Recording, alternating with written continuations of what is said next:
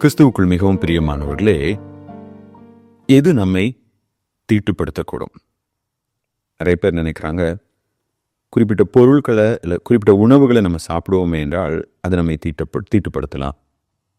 சில காரியங்களை, சில பொருட்களை நம்ம தொடுவோமே என்றால் அது நம்மை தீட்டுப்படுத்தும் என்று நினைக்கிறார்கள். இயேசு கிறிஸ்து கூட யூதர்கிட்ட சொன்னார், நீங்கள் என்ன சாப்பிட்றீங்களோ அது ஆசன வழியாக வெளியில் போயிடும்பா, அது உன்னை தீட்டுப்படுத்த போகிறது கிடையாது, மாறா உன்னுடைய இருதயம் தான் உன்னை தீட்டுப்படுத்தும். அப்போ உண்மையாகவே ஒரு மனுஷனை கரைப்படுத்துவது அவனுடைய சிந்தனைகள். இயேசு கிறிஸ்து அங்கே இருதயம் என்று கூறும்போது அவனுடைய நினைவுகள், அவனுடைய எண்ணங்கள், இவற்றை தான் அவர் இருதயம் என்று அங்கே குறிப்பிடுகிறார். மெய்யாகவே நம்மளை கரைப்படுத்துறது நம்முடைய சிந்தனைகள் தான். இதை நாம் மாற்றிக்கொள்ளாவிட்டால் பரிசுத்தத்தில் நம்மளால் வளர முடியாது. எனவே பவுல் அதை குறித்து ஒரு சிறிய ஆலோசனையை பிலிப்பியர் 4:8 நமக்கு கொடுக்கின்றார். வாசிக்கலாம். கடைசியாக சகோதரரே, உண்மை உள்ளவைகள் எவைகளோ, ஒழுக்கம் உள்ளவைகள் எவைகளோ, நீதி உள்ளவைகள் எவைகளோ, கற்புள்ளவைகள் எவைகளோ, அன்புள்ளவைகள் எவைகளோ, நற்கீர்த்தி உள்ளவைகள் எவைகளோ, புண்ணியம் எதுவோ, புகழ் எதுவோ, அவைகளையே சிந்தித்து கொண்டிருங்கள். பவுல் உங்களுடைய இருதயத்தை நல்ல சிந்தனைகளால் நீங்கள் நிரப்பிக் கொள்ள வேண்டும் என்று கூறுகிறார். நான் எதை சிந்திக்கிறேனோ அதுதான் என்னுடைய எண்ணங்கள், என்னுடைய வாழ்வியல் முறையை உருவாக்குகிறது. நம்ம எல்லாருக்குமே தெரிந்த ஒரு ஒரு பழைய ஒரு ஸ்டோரி, கஜினி முகமது என்ற ராஜாவை குறித்த ஒரு ஸ்டோரி. அவர் நினைக்கிற 17 முறை என்னமோ படையெடுத்து தோற்று போனனால ரொம்ப சோர்ந்து போய் படுத்திருந்த போது ஒரு சிலந்தி பூச்சி தன்னுடைய வலையை பல தடைகள் மீறி கட்டுவதை அவர் பார்த்துட்டு உடனடியாக என்னாலையும் என்னுடைய தோல்விகளை மேற்கொள்ள முடியும்னு சொல்லி அவர் இந்தியாவின் மீது படையெடுத்து வெற்றி பெற்றதாக கதையில் கூறுவாங்க. அங்கே என்ன நடக்குது? அவன் தன்னுடைய மனநிலையை மாற்றிக்கொள்ளும் போது தன்னுடைய வாழ்வியல் நிலையும் அவனால் மாற்றிக்கொள்ள முடியுது.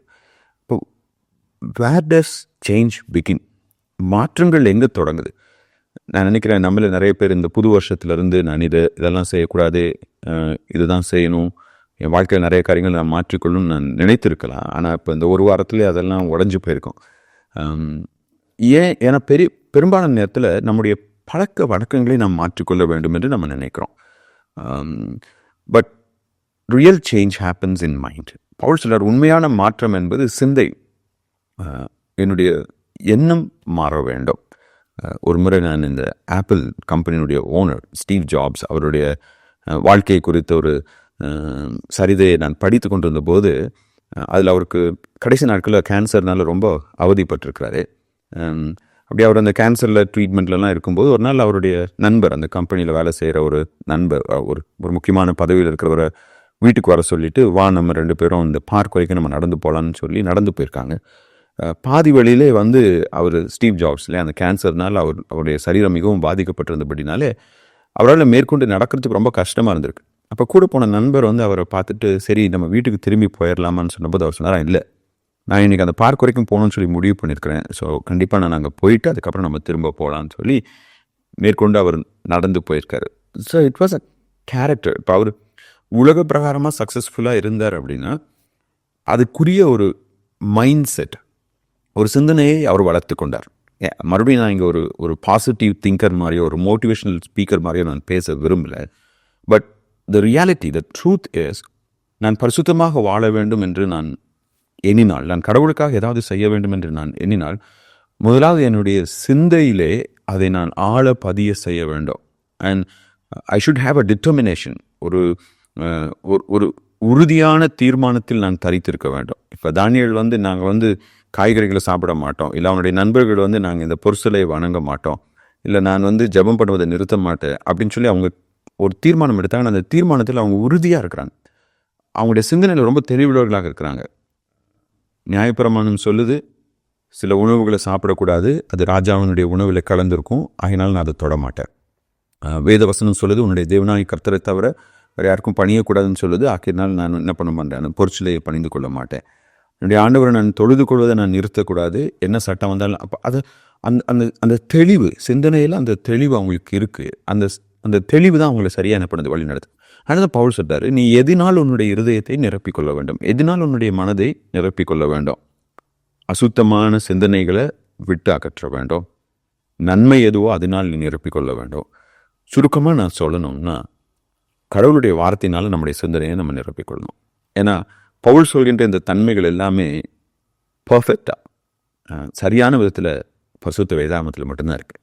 வேறு எந்த காரியத்தினாலும் நம்முடைய சிந்தனைகளை நம்ம நிரப்பிக்கொள்வோம் என்றால் அது கடவுளை விட்டு நம்ம பிரிக்கும். அநேக வழிகளில் கடவுளுக்கு விரோதமாக பாவம் செய்யும்படியாக நம்மை தூண்டும்.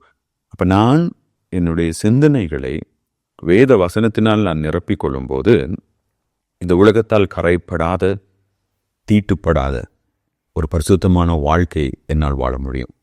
அப்போ எது என்னை பரிசுத்தப்படுத்தும்? என்னுடைய எண்ணங்கள், என்னுடைய சிந்தனைகள் சரியாக இருக்க வேண்டும்.